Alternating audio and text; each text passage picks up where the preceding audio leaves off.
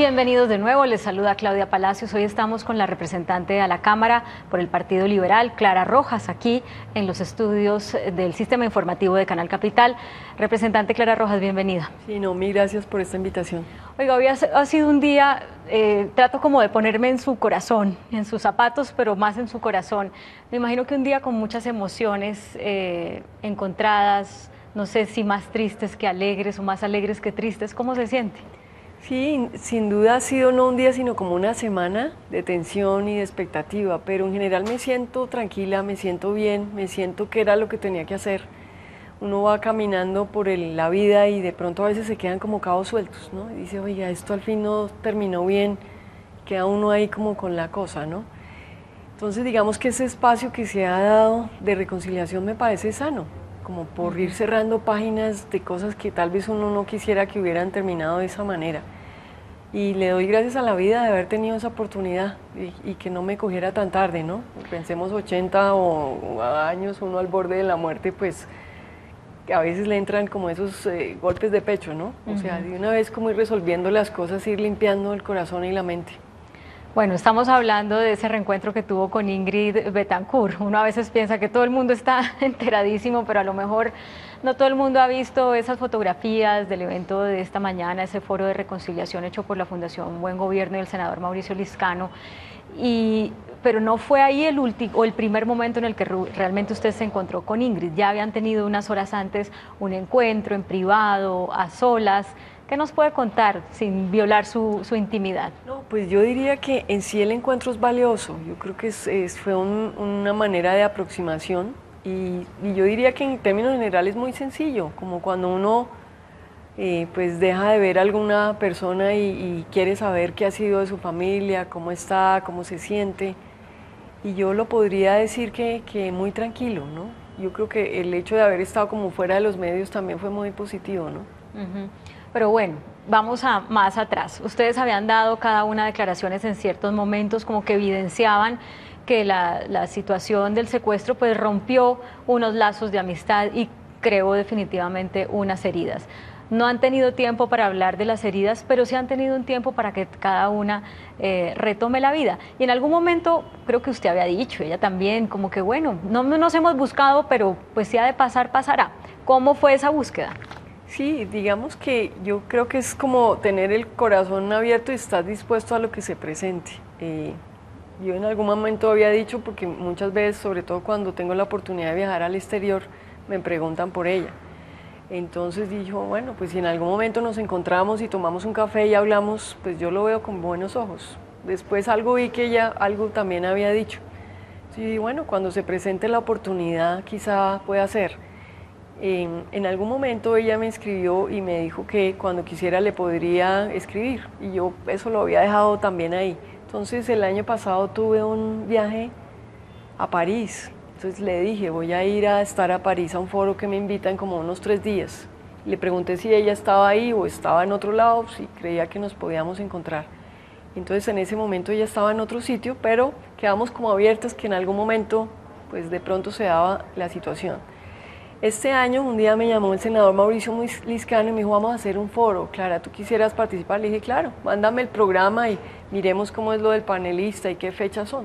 Cuando yo ya veo el programa, pues veo que ya está relacionada. Luego me llaman de la fundación y me preguntan, ¿cómo te parece? ¿Tienes algún inconveniente? Yo dije, no, ningún problema. Para mí lo importante es la fecha justamente para poderlo agendar y ahí quedamos. Entonces hace como una semana o algo así, ya estábamos, o unos 10 días o 15 quizá, estábamos con la gente de la fundación mirando cómo iba a ser ya el foro y incluso Martín ni sabía que nosotros no teníamos ningún contacto. Martín Santos. Martín Santos, entonces pues algo me dijeron si yo de pronto le escribía o alguna cosa como para ver si se generaba un espacio que pudiéramos encontrarnos.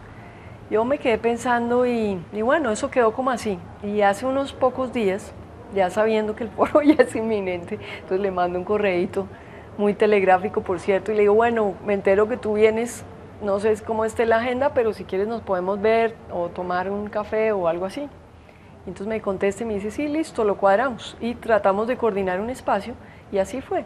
Así fue ayer en la tarde, a finalizar la tarde nos vimos brevemente, nos saludamos y yo creo que eso ayuda mucho, sobre todo frente al foro y a los periodistas y a la gente, como que uno está tranquilo, ¿no? Porque a veces también las emociones o las reacciones de la gente frente a semejante exposición pues no es fácil. Y hablaron de las familias y que cómo estaban los hijos, las mamás. Sí, por supuesto, y fue algo lindo porque vi pues mucho interés de Ingrid también de querer saber cómo estaba Manuel, cómo estaba de grande, si tenía de pronto una foto. Yo normalmente no ando con fotos del niño, pero bueno, de suerte tenía una, se la mostré. Pero los vi en una revista con motivo del Día de la Madre. Sí, hoy salió, sí. Pero bueno, en ese momento no la tenía.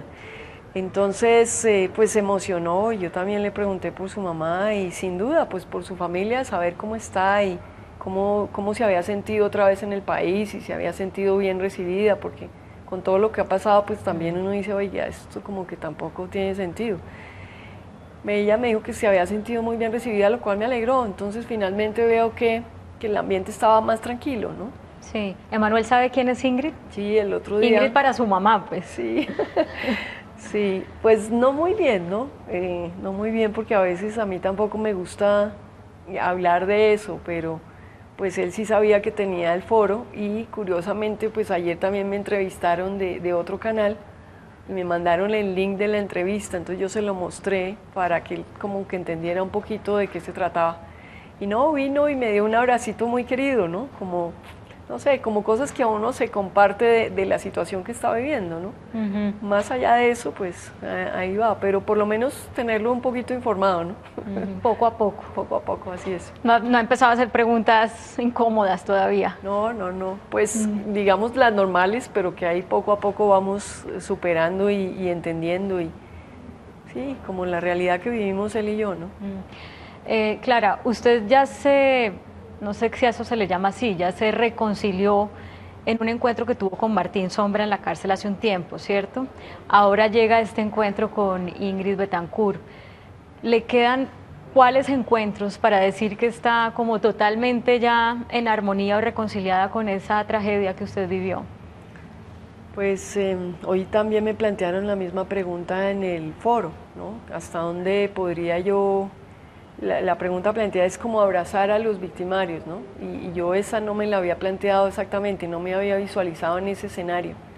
Pero hice el ejercicio a raíz de la pregunta y bueno, yo creo que pensando en la gente que está en La Habana, alcancé a pensar en un tema que nunca había pensado, pero que igual tuvieron que ver mucho con nosotros, que eran Joaquín Gómez y Fabián Ramírez, porque los otros, como no los vi nunca, estoy hablando de Timochenko o de este señor Márquez, pues yo los veo como un negociador más, ¿no? Gente de la FARC, pero los veo distantes. Entonces yo nunca he tenido, digamos, como un cierre o una apertura hacia ellos, sino los veo de otra manera, digamos. Pero a uno le impacta más es, por ejemplo, el Mono Jojoy, pues ya no está vivo, pero en su momento que tuvimos un encuentro con él y un cruce y una cosa como fuerte, pues era algo difícil. Y lo mismo diría yo con este caso de estos dos personajes.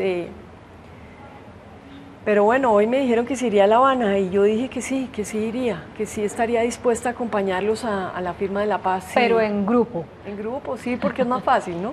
Sí. No es solo la atención, igual no es un tema personal, ¿no? Es que somos muchas personas, entonces pues tampoco estaría bien que es solo una persona, sino somos un grupo y yo creo que eso es más llevadero, ¿no? Hay muchos temas que conversar con usted, pero para cerrar este que tiene que ver con ese reencuentro con Ingrid y la reconciliación, una cosa es a nivel personal, lo que usted esté sintiendo en su corazón, ella en el de ella, pero eso tiene un significado para el país y precisamente por eso fue un evento público y por eso estamos hablando del tema.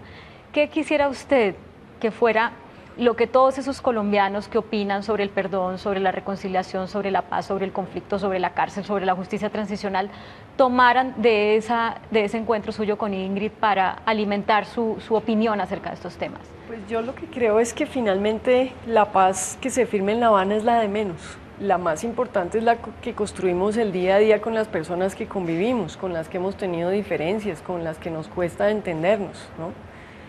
Y yo creo que vamos a lograr la verdadera reconciliación si cada cual hace de pronto su checklist y ve qué cabos sueltos tiene por ahí con quien quizá en algún momento se pueda aproximar. Incluso esta mañana en radio me estaban hablando también de del caso, por ejemplo, de los presidentes, ¿no? El presidente Uribe con el presidente Santos, porque sin duda yo lo que creo es que hay que lograr una cohesión al interior del país. Esa es la verdadera paz, como poder nosotros vivir tranquilos con esta decisión que hemos tomado y que a pesar de todo, unos dicen, todos queremos la paz, ¿no? Pero digamos que hay unos que ponen 10.000 condiciones que tampoco se podría dar. Entonces, es como ese llamado, ¿qué podemos hacer cada uno de nosotros por realmente alcanzar la paz? Porque este es el momento, no es en 2 años ni en 3 años, no, es ahora. Entonces, ¿qué es lo que ahora cada uno de nosotros podemos hacer?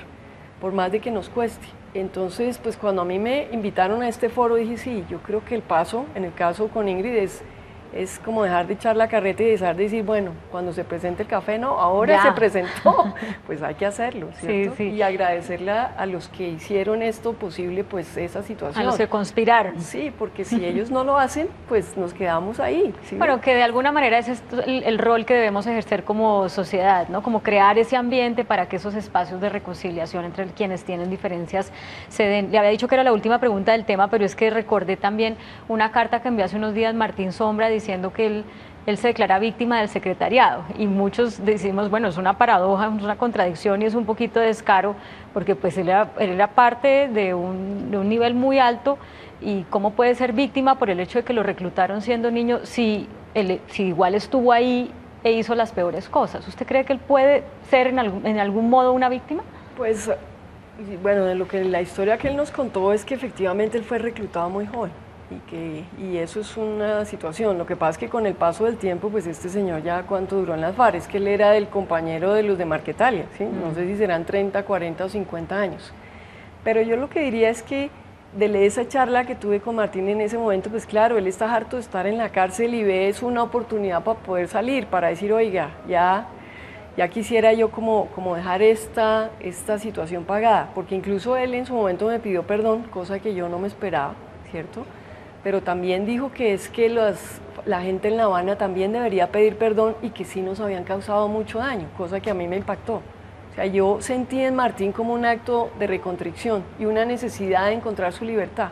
Entonces, pues yo que he estado, ¿cómo se dice?, privada de la libertad, pues uno trata de bregar por todos los medios a ver por dónde es que pega, ¿cierto? Pues se lo digo aquí espontáneamente, porque obviamente eso tiene una implicación jurídica. Creo que él estaba sometido al tema de justicia y paz, y no sé si por el principio de favorabilidad otro le aplicaría. Algo alcancé a escuchar que cuando se someten a un sistema, pues ese es el sistema y no pueden cambiarse. Pero pues me parece que él está en lo que tiene que estar, que es bregar a buscar su libertad. O sea, hay que buscar la libertad y eso es legítimo. Y eso es no legítimo. Importa si sea que yo me diga víctima, aunque haya sido victimario. Sí, pues yo lo veo desde ese punto. Él también trata de resolver su situación y pues me parece válido, ¿no? Clara, hace unos días el alcalde de Bogotá se quejó de los congresistas, de los representantes a la Cámara elegidos por Bogotá y de los senadores que habían sacado gran votación en Bogotá, y dijo incluso que muchos de ellos confabulaban para que a Bogotá no le fuera bien y que otros pues no hacían nada por Bogotá. Usted fue elegida con 22.000 votos como representante a la Cámara por Bogotá. ¿Se sintió aludida? Pues mire, yo lo que pasa es que, y eso me lo he aprendido a mi mamá, me dice, las piedras que no son para ti nunca las recojas, déjala pasar. Y a mí que me han echado tanta, pues imagínese dónde estaría. Pues no me sentí aludida por muchas razones. Número uno, porque yo he tenido la oportunidad yo soy ponente de la reforma del Estatuto de Bogotá, que venía trabajando desde la administración anterior. Cuando ya nombran al nuevo alcalde, yo inmediatamente le mando la correspondencia y cuando él ya se posesiona, incluso él me invitó a su posesión, no todos los representantes fuimos, estamos invitados de diversos partidos, llegamos los que quisimos. Yo no había votado por él, tenía mi propio candidato del Partido Liberal, pero dije aquí lo que hay que hacer es construir y este es un tema de administración. Yo le presenté la reforma en lo que iba, le pedí cita, él muy amablemente sí me atendió con su equipo, con el secretario de gobierno y me atendió con su equipo de asesores y yo le pregunté si él estaría dispuesto a aceptar esta reforma, si quisieran estudiarla porque la de reforma nada... al estatuto. Sí, porque si de nada serviría a nosotros ahí gastar corriente, los que lo van a implementar es ellos, como un tema de sinceramiento. Entonces, pues a mí me sorprendió que me dijera que sí estaba interesado, que sí me confesó que no era de sus prioridades, pues que él estaba más metido en otros temas, pero igual que sí iba a poner un grupo de asesores a estudiar el tema. Oh sorpresa, a los 10 días me ha llegado el concepto de sugerencias o recomendaciones o ajustes al estatuto, a la reforma, y con eso yo me fui a la comisión primera y pudimos lograr también un consenso con los demás congresistas de diversas bancadas y por eso lo sacamos en primer debate. Ese es un tema para decirle que ahí ha habido un acercamiento, un principio de entendimiento, una necesidad en que se le muestra al alcalde que lo que queremos es trabajar por la ciudad, porque igual la reforma se necesita, necesitamos Bogotá crecido. Este estatuto ha tenido un intento de 34 reformas y nunca ha pasado ninguna. ¿Para qué es el estatuto? ¿Qué es lo que cambiaría en Bogotá una vez esto se apruebe? Pues digamos que en Bogotá tenemos una estructura no solo pequeña, porque Bogotá hace unos años pues tendría, no sé, 2, 3 millones y hoy tiene 8 millones y pico y se espera que en pocos años pues tenga 15 millones, ¿no? Entonces con la ciudad-región, con los municipios aledaños, entonces pues tiene que tener una estructura institucional que le permita tener una oferta para atender las necesidades. Y nosotros hicimos un estudio que también ya lo venían haciendo la Universidad del Rosario, la Cámara de Comercio, mucha gente ha trabajado sobre definir las competencias entre los alcaldes locales y la Secretaría de Gobierno para ver quién hace qué, cómo se mejoran las inversiones, una serie de cosas. Y en eso hicimos varias audiencias públicas en la Cámara para detectar si eso valía la pena, si no valía la pena, si lo dejamos archivado. Y nos dimos cuenta que los alcaldes locales sí tenían un exceso de carga de trabajo por temas del código de policía, por las delegaciones que le hacía el alcalde pero sin recursos y sin gente, ¿no? Que es pero en eso están coincidiendo varios, ¿no? Sí, Pero Bogotá presenta un informe claro. Y dice son demasiadas funciones para los alcaldes locales, la misma administración dice No, esto claro, hay que cambiarles. Los mismos alcaldes locales, unos ni aceptan porque es una responsabilidad. Enorme. Nosotros para motivar a la gente a que se inscribiera a este concurso no querían, porque no es fácil. Era un chicharrón, como Era un se dice. chicharrón y luego Pero las entonces, investigaciones. Entonces claro. lo que le quiero decir es, él estuvo de acuerdo con esta reforma. Uno, que es definir las competencias, ¿no? Darle las facultades, como este es un proyecto de ley, al alcalde y al consejo para que ellos efectivamente definan, mandar la señal, oiga, el foco hay que ponerlo acá. El otro tema es permitir elementos de mejora a las corporaciones públicas para hacer el control político, en el caso del Consejo y las juntas administradoras locales. Entonces, como ya habíamos hecho una reforma constitucional de equilibrio de poderes, es generar esos sistemas en el Consejo de Bogotá, incluir algunas inhabilidades, incompatibilidades para los concejales en relación a la contratación, porque es que recordemos que Bogotá tiene toda la historia del carrusel. ¿Sí? Eso en cuanto al Consejo. Incluso una moción de observaciones sobre los secretarios de gobierno, con unas mayorías especiales, justamente para que pudieran ejercer ese control político, como lo hacemos en el Congreso de la República, ¿no? Con los ministros. Sí, correcto, para que ellos también lo puedan hacer. Pero igualmente a los miembros de las juntas administradoras locales, ¿por qué? Porque ellos podían era invitar al alcalde local, y si el alcalde no iba, no iba, ¿no? Entonces, ¿cuál trabajo hay si ni siquiera se reúnen una vez al mes? Entonces le pusimos también la función de control político a las juntas administradoras locales, que para eso se crearon, cuando uno analiza los anales de la constituyente. Entonces, fortalecer el control político en las instituciones. Eso vaya aprobado en primer debate, le faltan tres debates. Vamos a tratar de hacer una audiencia con todas las instituciones nuevas, a pesar de que ya recibimos pues el feedback de ellos, para ver realmente ellos cómo visualizan que la reforma les afecta o les impacta, ¿sí? Para que ya vayan viendo cómo va cuajando y una vez pase esta audiencia, presentarlo a consideración de la plenaria de la Cámara. Ya. Pero entonces, el alcalde no tendría razón en el caso suyo, porque usted dice esa piedra no era para mí, yo sí estoy trabajando por Bogotá, mis 22.000 votos, yo les estoy cumpliendo a mis electores. Es correcto. ¿Pero usted cree que tiene algo de razón el alcalde con respecto a sus compañeros? Sí, hay algunas cosas que yo veo que a veces se utilizan ese tipo de audiencias como para generar un show mediático. Es más, le quiero decir que cuando yo presenté